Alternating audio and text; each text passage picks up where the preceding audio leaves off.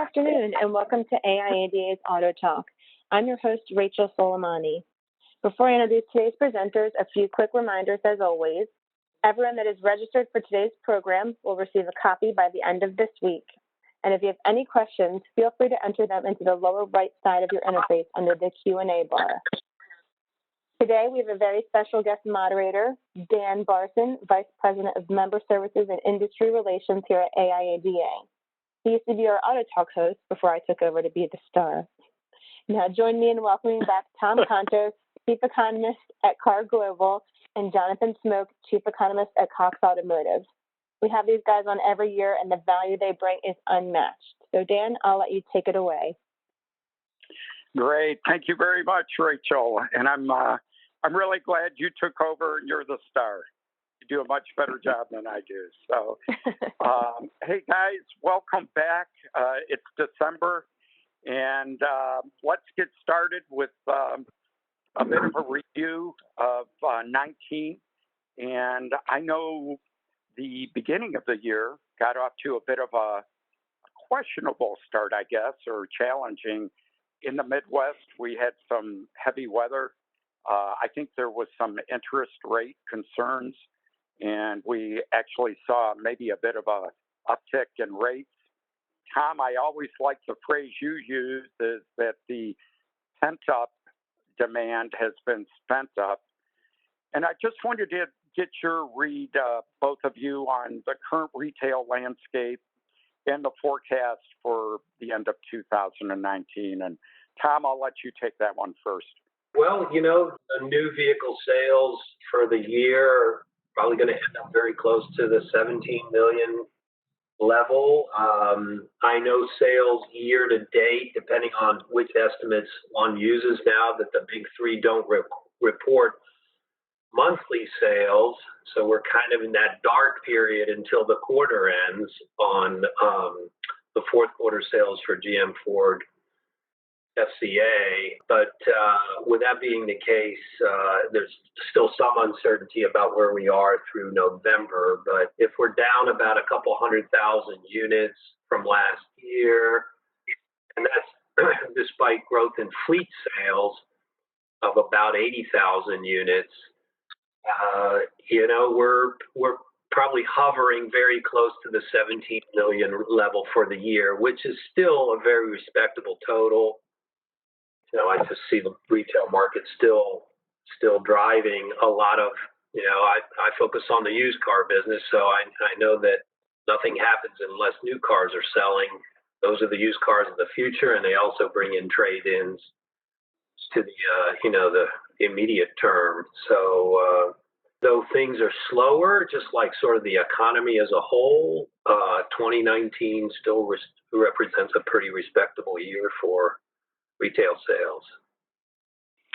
Jonathan, can you give us your insight into 19? Yeah, I agree with Tom on the volumes and how we're likely going to end.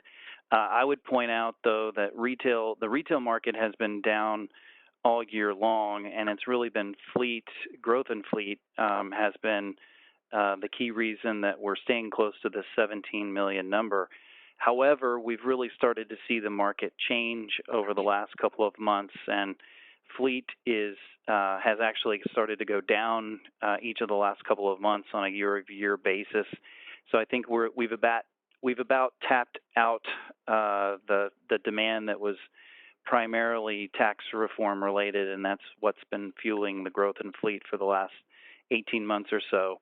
And the good news is that as fleet started to tail off, OEMs started to be more aggressive with incentives to help drive retail demand. So actually the retail market has had some of its strongest months of the year in the last couple of months, and I think that's why we're going to very likely come very close to 17 million for the year, or just come up just short of it.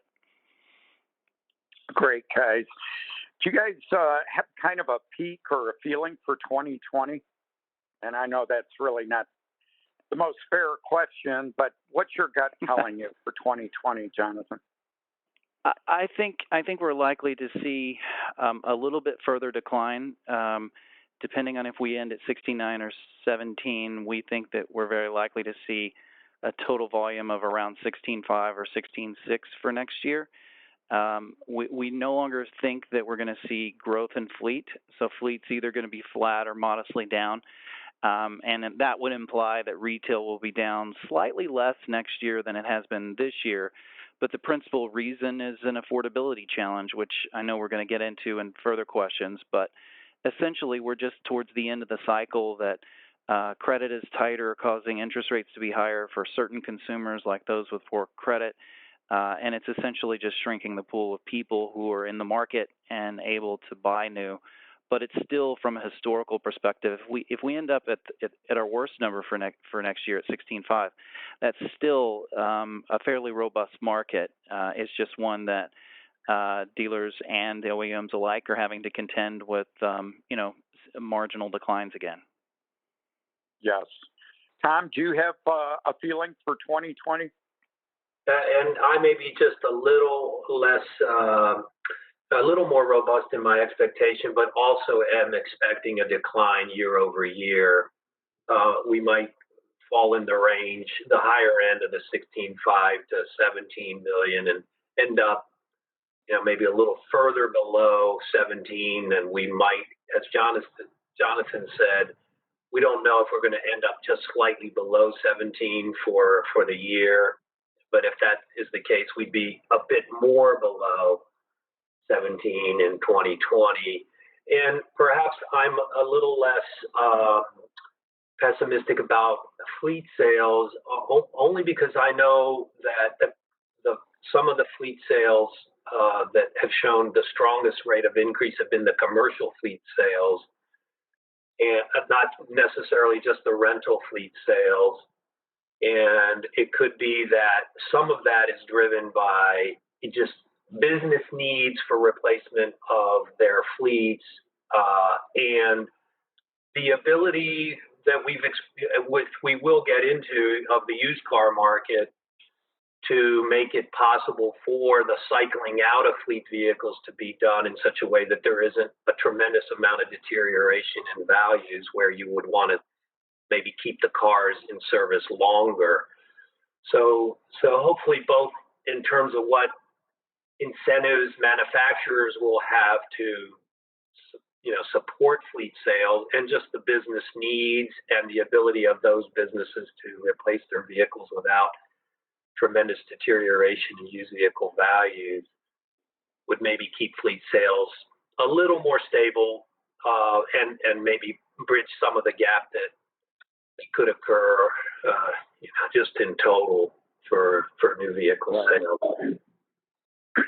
And guys, on the retail side, what were the key drivers this year? And I know, Jonathan, you mentioned OEM incentives or dollars on the hood there towards the last few months. We all know that gas and fuel prices are very low. I think interest rates, I don't really know where those are at from a consumer perspective this year. So, Jonathan, do you have a view on what the key drivers are right now? I think the short answer to your question is yes. All of these things have played a role at some point in the year. I think more recently, probably the bigger items have been the first three: interest rates, incentives, and consumer confidence. Interest rates have actually become more complex and to understand, because as you know, the Fed has cut 3 times this year. We've seen the U.S. Treasury actually come down ahead of what the Fed was doing, but in both cases you're down three quarters of a point, and we're starting to see average new vehicle finance rates come down about that much, although it's been slower to come down. But it's really hiding the fact that if you've got super prime credit, so you've got a FICO score of 760 or higher, you are seeing rates that are down by about that amount. But a subprime borrower in November was seeing an average new vehicle finance rate that was actually more than 2 full percentage points higher than it was at the beginning of the year. So what has happened is, even though rates are quote unquote down, the risk premium that lenders are charging for those with lesser credit has actually gone up. And so that's changing the composition of who's buying in the market. We've seen more growth in people with prime and super prime credit driving the new vehicle market, and decline in those with subprime credit, and that has pushed those subprime borrowers, because credit is still available and they still need transportation, more into the used market. And that's yet another key reason the used market is so strong, because there's even more demand. But what goes along with that are incentives. And, November we set a record for the average incentive amount of over $4,100. So consumers had more motivation, and guess what? It worked. Right. And then consumer confidence has been a roller coaster ride. And you think about this year, we've had lots of politics that were pretty extreme. We have an impeachment process going on. We had a stock market sell-off at the beginning of the year, and since then we've had months that have been up and down. But in general, the market has come back, and that influences consumer confidence. So we've had some interesting numbers. In May, at least in the data that the Conference Board collects, we had the highest percentage in history of households saying they plan to purchase a vehicle in the next 6 months. But then just a few months later in October, that number fell to the lowest number in 4 years.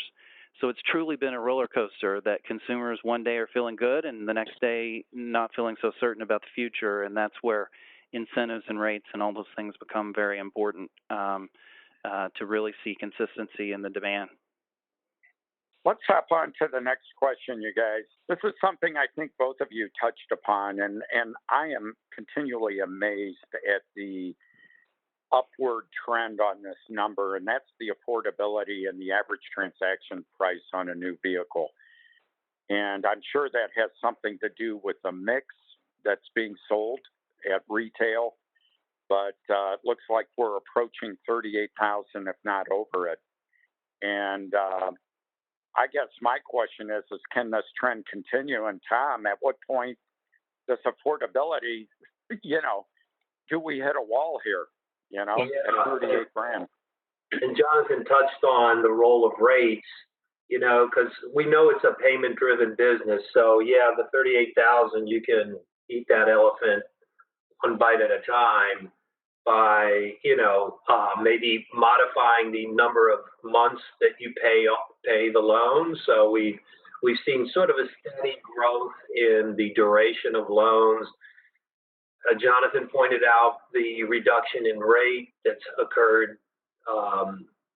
There's been sort of hits and misses each month. It's not necessarily directly correlated to each Fed move, but as Jonathan pointed out, there's been a general trend towards a reduction in the monthly rate. That helps the payment. And, you can look at putting more money down, but most of the down payment, I think, derives from used car values. So for your trade-in, although you can also put cash down. So there's moving parts to try to make that elephant, something you can consume. But at some point, consumers may back off on the steady growth in both feature content on vehicles and maybe just the steady move towards bigger vehicles in general, or SUV versions of smaller vehicles, crossover versions, and which have higher price tags. And as you indicated, Dan, it's the mix of vehicles in large part that's leading to this growth in overall average prices. So maybe we would see a bit of movement from new to used, because I think we're kind of maxed out on the other factors that I talked about, the duration of the loan, the amount put down, and maybe even rates. So the only sort of way you can maybe pick a smaller elephant or go to a used car versus a new car. So I think affordability is definitely a dynamic that we will continue to see playing a role in the 2020 market. there still will be stress on consumers to figure out a way to purchase, the vehicles that they've been buying. I think there would probably be a tendency to back off a bit. Right. Jonathan, what's your opinion on this number and the trending? Yeah, I agree that we're already reaching that point, as Tom said. By the way, we did cross 3,800. It was 38,682 in November, and that's because the average MSRP is almost $42,000.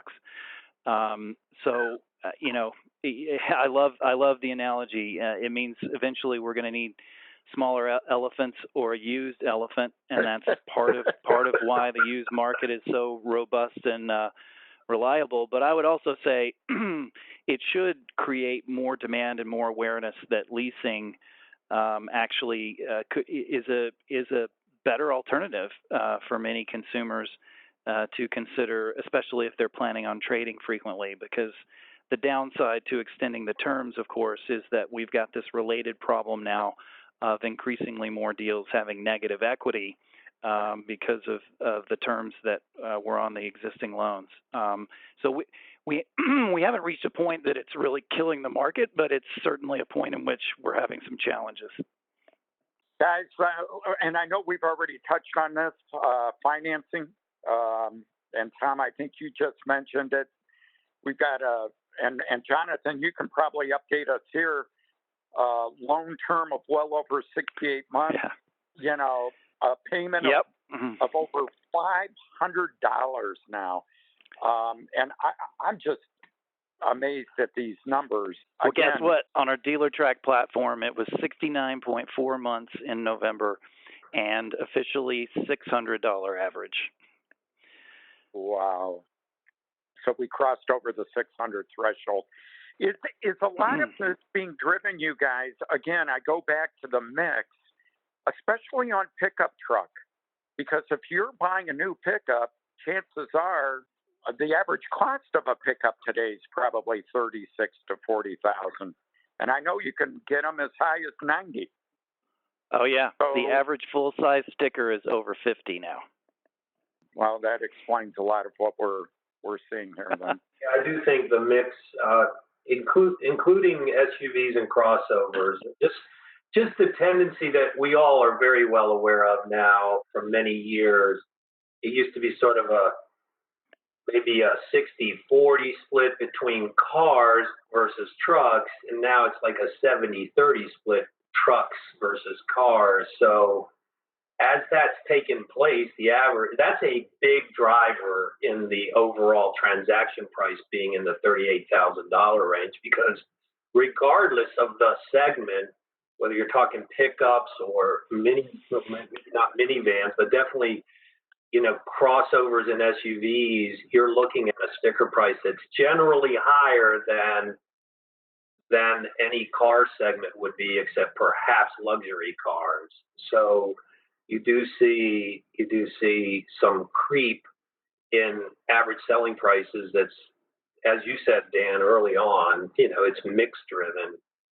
And pickup trucks are one of the areas that are really, the type of pickup truck that one might buy today versus 10 years ago, just the features on it and just the cost is, it's definitely been above average growth in prices relative to the rest of the industry. Jonathan, I know you touched on this, and that was leasing as a really viable alternative and growth in that. And if we could just maybe touch on that again, the growth in the leasing area. And as these prices increase, guys, are we maybe going to see leasing of used or near new vehicles come back as an alternative? Yeah, so as I mentioned before, I actually think that leasing is a more appropriate answer for many consumers than they traditionally have considered today. Because actually, if you look at a map of leasing penetration across the country, there are certain regions of the country that clearly are not considering leasing the way that other parts of the country have for some time. But this year we have seen growth. This year we're tracking at just shy of 30% penetration, which is up a full percentage point from last year. And that's been supported because demand, if you're really focused on getting a payment, then leasing is going to deliver that payment. And if you're planning on holding the vehicle only for a shorter amount of time than what you would traditionally have with financing, then that's why the economics suggest that for many it might be a better alternative. However, this year it's also been, or actually over the last 2 years, has been supported by the fact that used car values had been so strong and residuals were improving. But actually, over the last few months, we think that we've kind of given up some of the increase in residuals that we had been seeing. And so if retention forecasts for next year start to come down a little bit, that could lead to less attractive payments unless OEMs step up and put more incentive, more subvention to keep those payments low. So net, I think there's going to be demand certainly there, and they'll keep it strong for and likely resulting in a range of about 28 to 30%. But I actually don't think it's probably going to increase as a percentage of sales next year, just simply because you're going to have that price challenge. But you did raise a very good question, Dan, that I think I have persistently gotten that question. Why don't we see leased use? And I think part of the answer eventually is going to be we're going to see subscriptions offered by OEMs and dealers alike that will essentially provide many of the same benefits of a lease and some additional benefits and help to address a price point that solves some of this challenge for some consumers. And I personally think it's going to be the used variation of it that dealers would offer that actually might be the most compelling value alternative. Mm-hmm. So, in other words, the subscription model with a used car fleet versus a new car fleet. That's right. Allowing the dealer that's doing that to optimize their used vehicle inventory to get the best kind of value on the vehicles that they can offer, so that the economics are attractive, and then kind of manage that in a way that has some advantages over what a traditional lease or finance kind of environment would. So if you think about it, a consumer, and going back to my example of a subprime borrower, today's subprime borrower is paying an average rate nationally of 20% for a used vehicle finance loan. So if you are a dealer providing, you're able to capitalize on financing that's more attractive than that, and very likely produce something that's a better monthly payment than they can achieve on their own. Hey guys, and I know we've kind of mixed all of this up, but getting back to used cars, do we expect a record used car sales volume for this year, and do we expect that trend to basically continue in 2020? Tom, do you have any insight there? Yeah, I've always been sort of a believer that the supply of used cars eventually finds its next home. So if you've got kind of growing supply, which we've had over the last several years, then retail sales of used cars, if prices simply need to adjust to get those cars sold retail. We know they're coming into the wholesale channel in increasing numbers from off-lease primarily and other sources. So then the question is, what do you got to do to get those vehicles retailed? And if you look, for example, at NADA estimates of used car sales, and I only focus really on franchise and independent dealer sales of used cars, namely retail sales. Those numbers year to date are up close to 2%. But that's mostly from franchise dealers. I would say independent used car dealers have been pretty flat year over year on retail sales. And then so that 2% clip is about right for the amount of growth we had in 2019 although it's really hard to get that down to a real definitive granular level. Generally, I think we did see about that rate of growth in used car supply in 2019. So the vehicles got sold. So if you expect 2020 to be about flat with 2019 as far as supply goes, because we've sort of hit the peak in off-lease volume, and perhaps dealer consignment volume might see a bit of a decline for a number of reasons. Maybe one of those reasons would be if new car sales do what Jonathan and I said, they drop a bit, that means fewer trade-ins. So a few less vehicles to go into the auctions from dealer consignment. So if you expect supply to be either flat to modestly down in 2020, then retail sales might do about the same thing.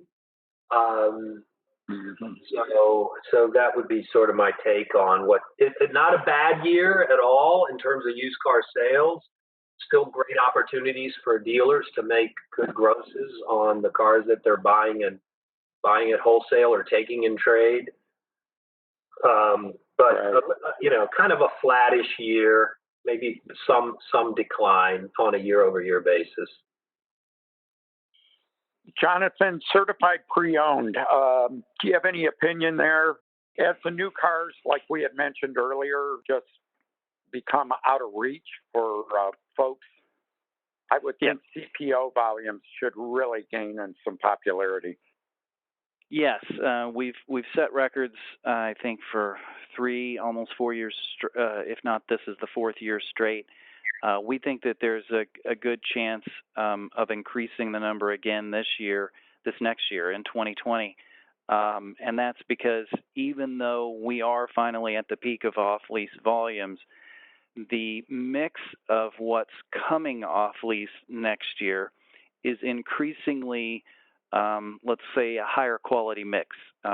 It's more luxury vehicles, and it's more SUVs and even more pickup trucks. And so as a result, those are the kind of vehicles that benefit more from a certified pre-owned program that typically has more attractive financing and sometimes additional extended warranty. And so I think it has the market has the potential, franchises have the potential of setting another record in 2020 as a result. And as you put it, CPO units really are, in many ways, for some manufacturers who've decided to exit entry-level price points, become their entry-level price point. So even manufacturers have an interest in, driving up opportunities. And when you look at the percentage of how much of their younger units the manufacturers are actually capturing in CPO, let's just say that there's a lot of opportunity out there. And many brands, we think, will increasingly be focusing on that in the years ahead. So I don't think we're done with this run at CPO. Got it. Guys, wholesale volumes, how'd they look in 2019? And what's the outlook for next year? Tom, I'll let you take this one first. Yeah, I guess I hit on it a little bit in terms of the supply of wholesale sort of expresses itself ultimately in retail sales too. So when I said it's kind of flattish for 2020, if we break it down, the off-lease volume, as Jonathan just mentioned, finally hit its peak in 2019. You can kind of go back 3 years, though, and look at, what 2017 sales were relative to 2016. And though they were down a bit, and maybe lease penetration wasn't quite at the levels it was in 2016 and 2015, we're still talking about near peak volumes of sales and leasing in 2017 that ends up maturing in 2019 or 2020.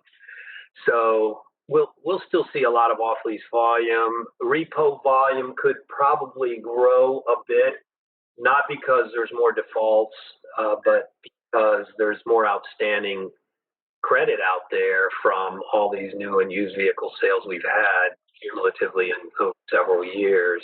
Mm-hmm. So repo volume may go up. I mentioned the dealer consignment volume might drop because of from one source would be just the decline in new vehicle sales, bringing fewer trades.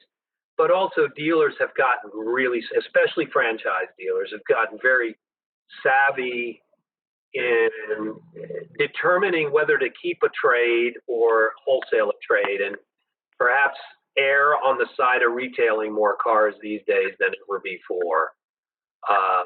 Right. They found what good profits there are out there. They've got inventory management tools that help them determine more and more that formerly wholesaleable units are maybe retailable. So that dealer consignment volume for us in the auction industry is going to be harder and harder to come by. It's one reason, and we'll get to this perhaps, but it's one reason we now play in the space sort of before a car goes to auction and when it's being evaluated for trade-in through entities like our trade group. So we're trying to capture that volume as best we can, but I think dealers will have a tendency to hold on to more of the trades they take, and they won't make their way into the wholesale channel like they did in the past. And then, commercial fleets, we talked a little bit about those. Maybe just the cycling out of fleets might be somewhat up just because there's business needs for replacing vehicles. But as Jonathan said, some of the tax incentive might not be there. But I think just the sort of the physical depreciation aspects will lend themselves to still cycling out a good amount of the commercial fleet sales, which are up from a few years back. And then rental volume is likely to be a bit up off rental volume in 2020. So net, flat to maybe modestly. If it's up very modestly, and if it's down, it would be down fairly modestly for wholesale volumes in 2020. Right.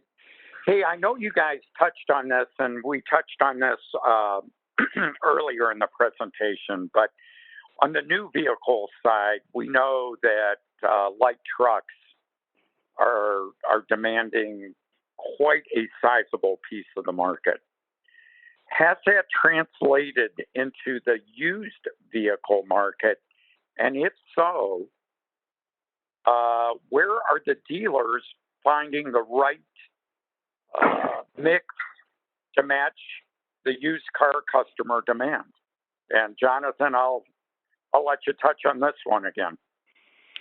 Well, the best dealers we think are actively, using data to monitor the market and understand what's in demand, balanced with what's available and what has the most value, and they've been shifting. The used market, though, is still dominated by cars. We no longer, though, are seeing sedans represent more than 50% of the market. So we've started to see the erosion of that share take place in the wholesale market and into the retail used market. But we think it's going to take at least 3 more years before those lines cross and SUVs outnumber sedans. So you've got the world where there's more. The used market definitely has more cars, and it's interesting because if you go back to the affordability challenge, if you're affordability minded and you really want a sedan, then actually you're going to have better luck in the used vehicle market. But however, the trend's going to tell you that for the next several years, there's one kind of statement of fact about how the supply is going to change, and that is the thing that you can bank on is every new week and every new month, there's going to be fewer sedans available in either the new or used market, and there's going to be more SUVs available.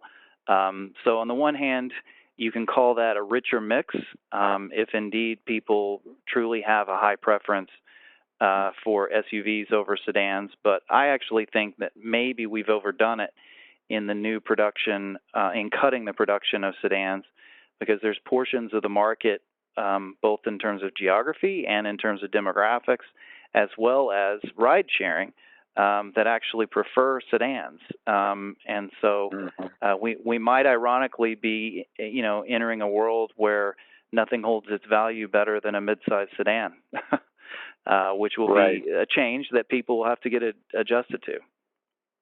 Right. Hey, guys, we're going to, I see we're coming up to 30 minutes past the hour. Why don't we quickly touch on the alternative wholesale channel real quick? That channel is really going through some major transformation. Tom, do you want to touch on this one real quick? I know more and more vehicles wholesale on the wholesale side are being sold upstream and via new platforms. Yeah, absolutely. What's the impact that's on that? Yeah, a lot of folks that have been in the business through several iterations of off-lease volume growth, harken back to prior eras when we didn't have the upstream channels to the degree we have today, and price softening was much more prevalent in those prior eras when we started seeing a surge in off-lease volume, whereas this time around,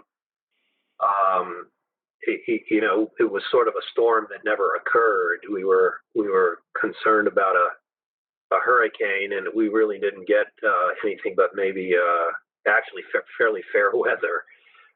And so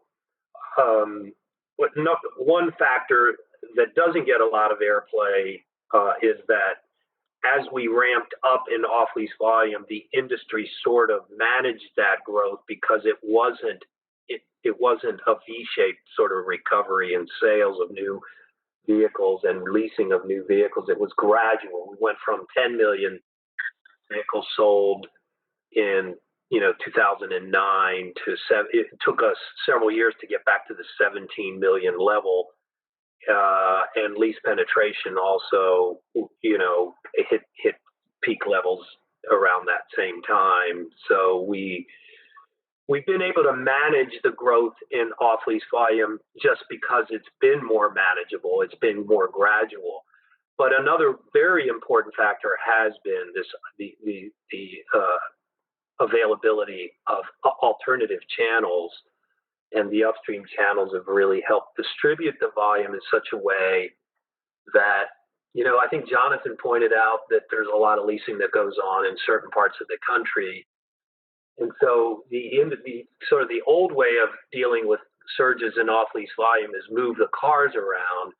Nowadays, it seems like some of those vehicles can be sold online and upstream, and not even have to undergo a move until they're purchased by the acquiring dealer. So I think all of those.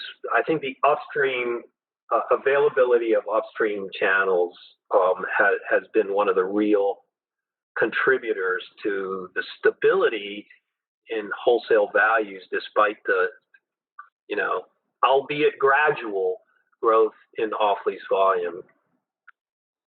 Right. Jonathan, do you have anything to add here?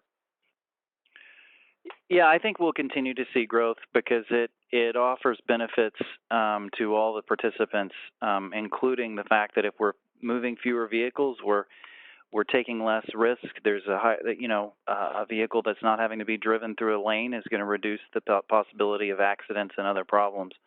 So I think the market's going to find a way to improve efficiency and to do more digitally and more online. And another way to put it is perhaps we're at the peak level of physical auction as we move forward. And so it's a brave new world that Tom and I and others are going to have to keep track of and figure out how that's shaping the landscape of sales and pricing. Right. Hey, guys, and before Rachel pulls the plug on us here, let's go ahead and just touch on this one, and then we'll call it quits. Evolving vehicle technology. We touched on this last year, hybrid EVs, alternative powertrains. what is the used retail market demand for those type of vehicles? Is there one?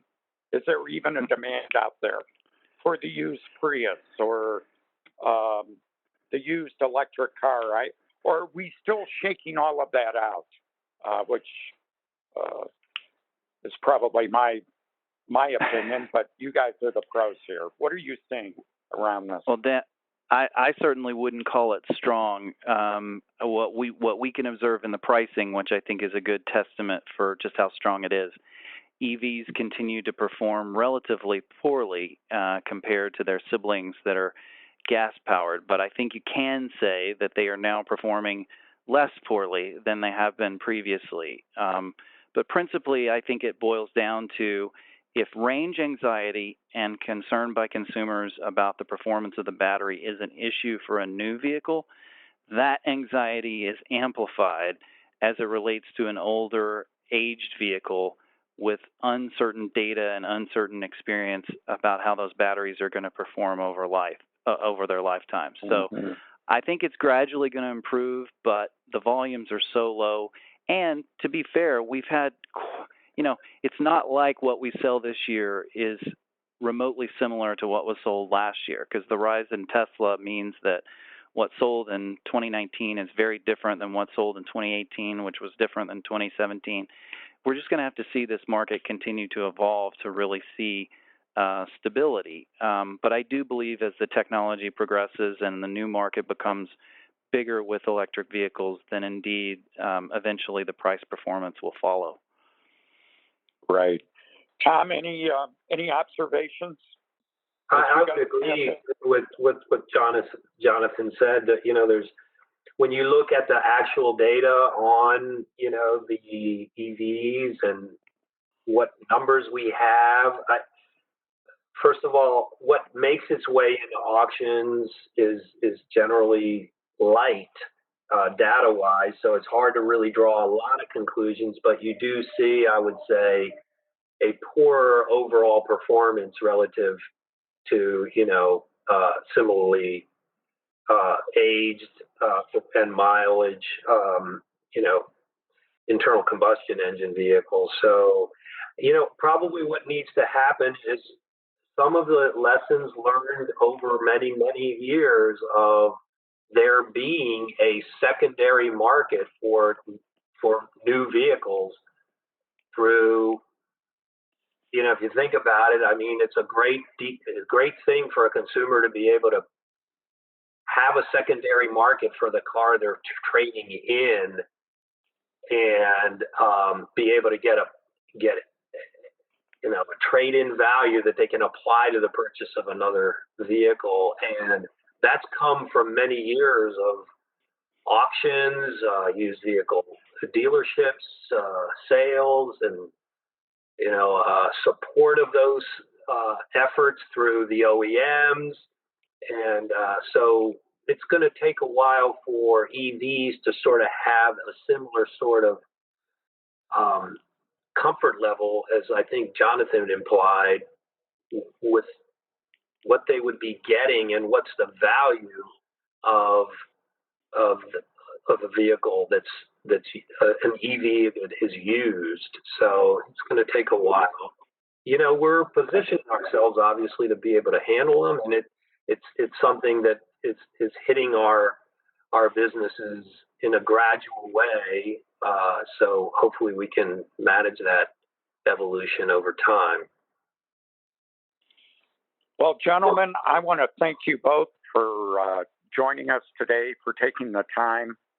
Your insights are so valuable to everybody at AIADA, and we can't thank you enough for your time. And we know it's the end of the year, and you're very busy trying to close out a lot of stuff before the end of the year here. Rachel, I'm going to turn it back over to you, and everybody, we look forward to seeing you next year. Yeah. Tom and Jonathan, again, thanks so much for taking time out of your busy schedule to speak with us. Your insights are incredibly helpful, and we really appreciate your glimpse into the coming year. To everyone on the line, we kick off our 2020 programming on January 21st with From Search to Sold, How Your Online Reputation Can Aid Your Customer's Journey with Cam Hale of Podium. Be on the lookout for promotions on how to register. For more information about AIADA, visit AIADA.org or call 1-800-GO-AIADA. Thanks for joining us and have a great holiday, everyone.